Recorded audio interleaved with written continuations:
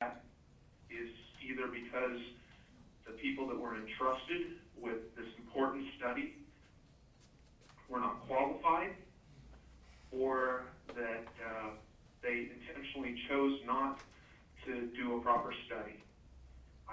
If I was in the shoes of the commission, would reject the report and request another one. But seeing as though there's no evidence of the original request, in order to find out what you asked the department to do in the study, maybe that's what was intended right from the start. I don't know. I can only, consider the evidence that's there, the way that it was collected, and the lack of focus on the fact that there's existing video that proves that there is a biological change in the cell structure using electron scanning microscope. It shows that these RF and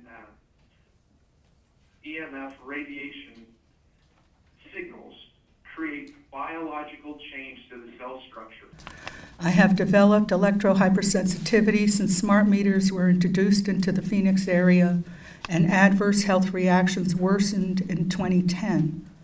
Hi, I'm Nancy Baer, co-founder of Sedona Smart Meter Awareness. I just want to cover a few points. First of all, there is no federal mandate, according to the Energy Policy Act of 2005, that smart meters must be wireless or use wireless technology. They could be hardwired. There are many reports of health effects from these meters.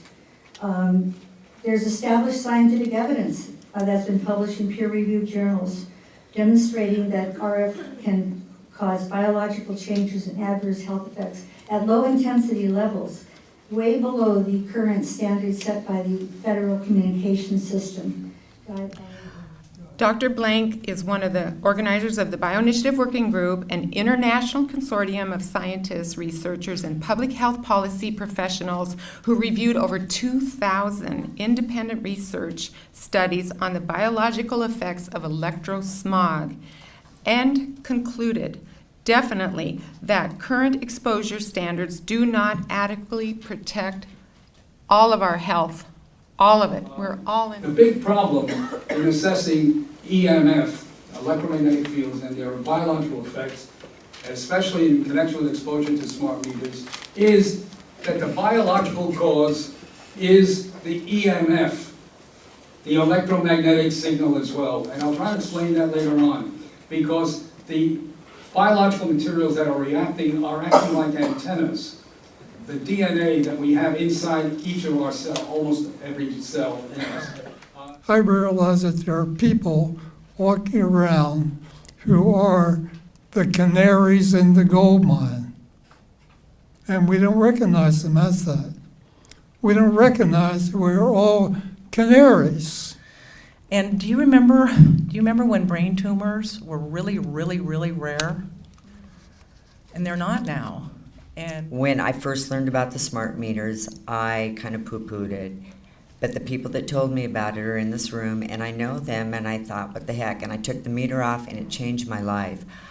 I thought what I was experiencing was just the aging thing, and I got used to feeling like crap every day, and I feel completely different now, a year later. Our utility company lied to us. They came to install the smart meter after they said they would not. Fortunately, we were home and stopped them. 6 weeks later, my wife, the beautiful redhead you see there, started having all kinds of aches and pains. I developed rashes all over, from my shoulder to my arm, from my hip to my leg to my ankle. So our opt-out did us no good. I thought about it for a while and realized the opt-out is a distraction. Broadcasting Network Radio reported that the World Health Organization said smart meters are running day and night and can increase the risk of cancer and other diseases. 2. ARS 4361B. Every public service corporation shall furnish and maintain such service, equipment, and facilities as will promote the safety, health, comfort, and convenience of its patrons, employees, and the public, as will be in all respects adequate, efficient, and reasonable. Sorry. I had to close my school in May because I became sensitive to electromagnetic frequencies.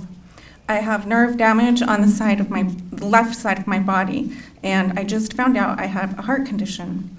I experience chronic pain, palpitations, and memory loss when I'm around non-ionized radiation and electromagnetic frequencies. We're all familiar with the phrase, where there's smoke, there's fire.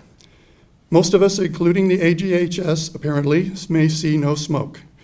But smart meters give off a new kind of smoke, which is not visible to most of us, especially to slow learners like me.